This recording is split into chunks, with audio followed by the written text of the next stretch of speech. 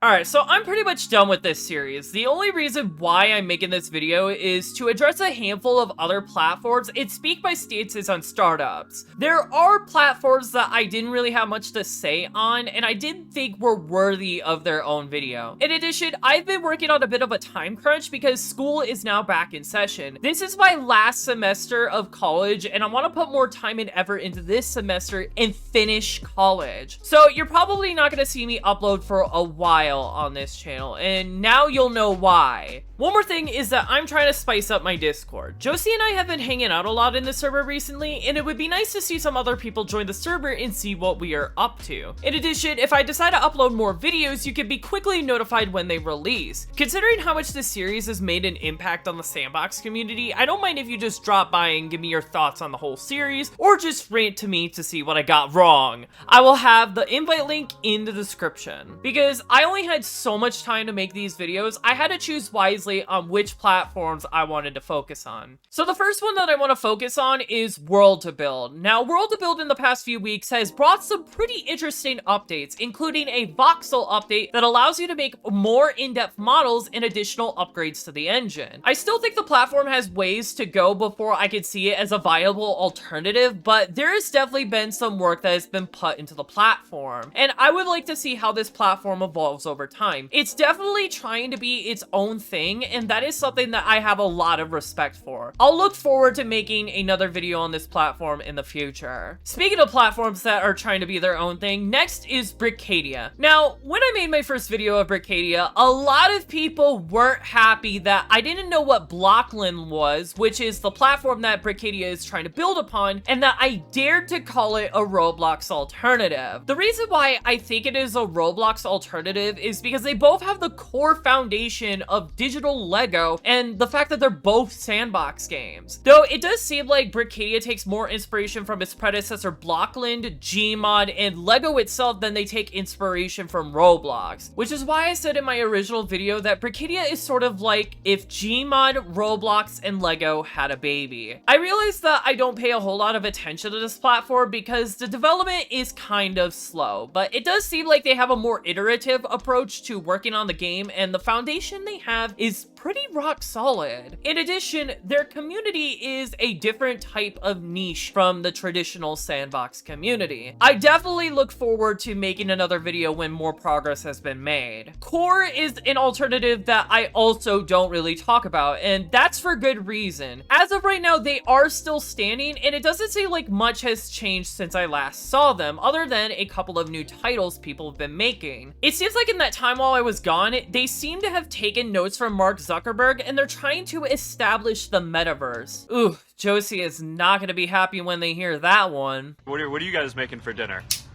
Sweet Baby Ray's barbecue sauce, I hope. Delicious. But hopefully for Canadian Thanksgiving you get to eat a lot of Sweet Baby Ray's barbecue sauce. Even though they are trying really hard to market themselves and attract developers to the platform, I don't think it is a viable alternative that will catch on past a few thousand players. There are a few reasons why. The first is that Core is too derivative of its underlying engine, Unreal Engine. Why would I want to make a game for this centralized platform if I could just use Unreal Engine to make my game and sell my game on the Epic Game Stores or anywhere else and retain full ownership of it by only purchasing a license? Core just seems like an unnecessary middleman in all of this. Second is that Core appeals to developers, but it fails to appeal to potential players. You can always try and get people to make games on your platform, but you need to give people a reason why they should play on your platform over any other platform. I mean, the aesthetic looks like a carbon copy of Fortnite, who is also trying to establish their metaverse. People are just gonna think that this is some Fortnite knockoff and not want to play this. Third, they can't seem to have their priorities straight and fail to listen to their players. When looking at the latest videos on their channel, they are talking about incorporating Web3 technologies such as NFTs, which is completely unnecessary. I guarantee you nobody asked for the ability to incorporate their NFTs into a game engine. Plus, with how controversial NFTs are, I guarantee you this probably got a lot of people to stop playing Core, which is reflected in their comments. According to your players, they want you to push out core for iOS or improve your servers in Europe. If you aren't willing to set your priorities straight, you're going to lose your player base. This platform had so much potential, and the thing is, the media was hyping this platform up and trying to make it come off as a Roblox killer, but they threw away all of their potential. I'm probably not going to be making another video on this platform. Now, that's an update on all of the notable platforms. Now, I want to dedicate this next half of the video talking about startup platforms. Startup platforms are exactly what they sound like. They are brand new platforms that are trying to break into the sandbox space who are in the starting phase. Usually, startups lack a website or client, and they have an extremely small player base. Sure, you can debate whether the platforms I have discussed are technically startups, but I think they have broken out of that mold a bit. Now, here are two startups that I have some interest in. The first one is Bopimo. It's the only startup that I actually decided to dedicate a video to. It had some hype because of the fresh style it had to offer, and because of the developer's ties to Brick Hill. It was meant to be a sandbox that specialized in 3D platforming, as a lot of the mechanics are designed around platforming. It seems like Bopimo is in one of two states. They are either stuck in a developer hell and can't get work done, or they decided to completely abandon the project and aren't really saying anything about it. I'm hoping it is the former, but I wouldn't be surprised if they got completely demotivated because they couldn't meet their 2021 deadline. Though another reason why it seems like they may not have the motivation is because there are already games on Roblox that recreate a majority of what Bopimo is trying to accomplish. The most notable example is Robot 64, a Roblox fan game that tries to recreate Super Mario 64. But another developer, Polyhex, who you may know have made infamous titles such as Super Bomb Survival and Super Doomspire, seems to be working on a platformer that feels awfully similar to what Bopimo is trying to be. That's gotta hurt. The second startup is Anolet. Now, I initially had an interest in this platform because I've been around since its inception, when it was nothing but a silly web app where you could just click characters and make funny text from those characters. And let's just say a group of moderators from a certain platform didn't really like the discussion of said dummy web app. Again, as I'm recording this, there is no website or client, but the reason why I'm still interested in this startup is because it has an interesting premise. Instead of trying to be overly ambitious like every other platform and use a 3D engine, why not keep things a bit more simple and keep things in 2D? A 2D engine is going to be much easier to develop and maintain than a 3D engine. It seems like based on the early prototypes that it could be a complete web app, which makes it very accessible as it would be as simple as playing it in your browser. More importantly, I feel like 2D is now a lost art. I feel like 2D is not a part of PC or console gaming anymore, and I feel like it's pushed aside to mediums such as mobile devices. If Anolet paves the way of making 2D games that feel fun and enjoying, they definitely have some potential as a platform, and I would be glad to see that become a reality. Hey folks, this is Game Webcam days later. It's the beginning of September as I'm recording this. In fact, I just got some brand new headphones. The Sony wireless headphone 1000X Mark IVs. I chose not to get the Mark Vs because of the higher price point and the fact that they don't fold at all. Plus, the noise canceling is said to only be marginally better. I mean, noise cancellation is already phenomenal on this thing, as it does a good job at suppressing a lot of my surroundings. But that is not why I am recording this. The reason why I'm recording this is because when I first told people about this series as it was premiering in a few days, I noticed that a lot of people looked at the thumbnail and were like, "Where is Cubash? Hey Game Webcam, you should totally talk about and look at this platform named Cubash." Which, this lovely comment from Dev Pixels came in clutch. Now, I would dedicate Cubash in its own video, but considering there's no available website or client, I would easily consider this a startup and thought it would be appropriate to put it in this section. The reason why this startup has been getting a lot of praise is because of the developers' transparency on their progress. They've been making weekly updates on their blog talking about how much they got done, which is highly respectable. The blog posts seem to follow a Scrum-like workflow, which, if you're not into software development, is a workflow workflow teams of developers usually use to iteratively develop software, where each iteration is called a sprint. It seems like Ixion, the developer behind this Cubash project, does 1-week sprints. As I'm recording this platform seems to be heading in a closed beta similar to Brick Planet. If there's anything to take away from this, is that if you put in the work into a project, you could definitely get something out at a reasonable time. I think this is definitely something that much bigger platforms need to take into consideration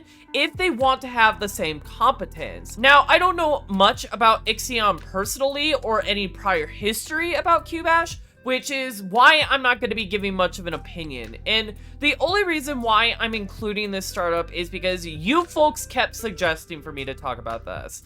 If there's any final comments that I would like to make, is that when I take a look at how the characters in the website look, it does look pretty generic and nothing about it stands out all that much, but I definitely think this is something that could change in the near future. Alright, let's get back to the regular video now. Now, those are 2 startups that I have quite some interest in. There are plenty more of them. Now, I get plenty of suggestions from you folks on what platforms I should try out. I mean, some of you guys write to my business email suggesting which platforms I should try out, and it's nice that people are finally using my business email. Remember, if you have a private inquiry, you can always talk to me on my business email. And I'm gonna be honest, I'm not the same explorer that I was once before. When I was new to the sandbox community, I was eager on trying out different platforms because I wanted to see what was out there. However, my first realization that I should be careful with what I come across is when I came across a platform called Finobi. Now, Finobi shut down, but people have told me that the client and workshop had spyware built into it. This is something that has stuck to me personally and reminded me that there are people that can collect my data and try to get me to install proprietary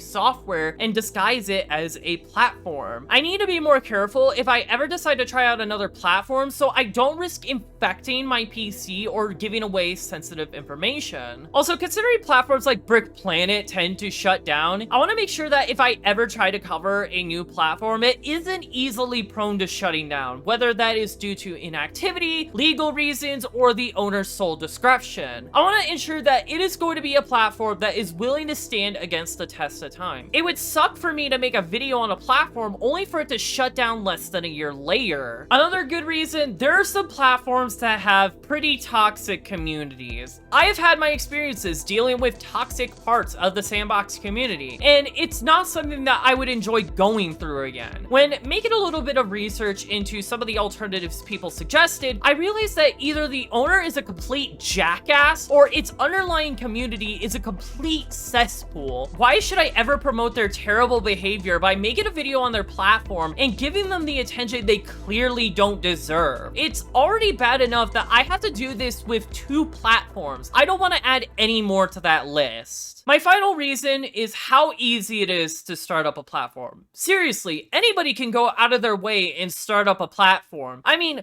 the standards for the sandbox community are so low that people are willing to back a project if it means there is a vision behind it and that you promise that XYZ features are going to be in the supposed final product. You don't even need a website or a client to get support, and that is another huge problem with the sandbox community. People are too trusting and will support any dumbass who says that they're going to make a platform. It's such a shame as well because some of these people are very good at misleading and tricking you into thinking that they will actually make a platform. I remember when the roadmap was actually a good way of measuring how much progress a sandbox was making. And now every single one of these startups use a roadmap because they think that it will work for their platform. It's to the point where I honestly have a harder time trusting people, and it's exhausting. I am still willing to explore, but if I decide to make a video on another platform, I'm going to tread carefully. I need to make sure I won't make a video on a platform that isn't worth my money, time, or effort. Also, it is this fragmentation that is going to make sandbox platforms less likely to succeed. succeed. Why bother joining Brick Hill when there are 5 platforms that are work in progress and seem more promising? I understand that there should be choices for people to pick, but not everyone is going to make a successful alternative. If there is anything that is important, people should try and stick to a platform that seems reliable and is going to attract people outside of the community. Whether that's Brick Hill, Polytoria, World to Build, or Brickadia, choose a platform that seems best and put some faith behind it. If you are new to my channel, you've probably been asking,